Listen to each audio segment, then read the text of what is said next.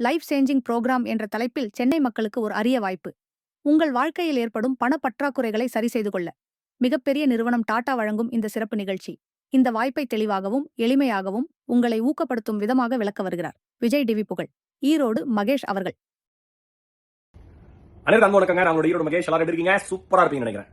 வருகிற செப்டம்பர் 27 காமராஜர் அரங்கத்துல டாடா நிறுவனத்தின் சார்பாக நடத்தக்கூடிய ஒரு நிகழ்வுல நான் பங்கேற்க போறேன். எல்லாரும் வாங்க.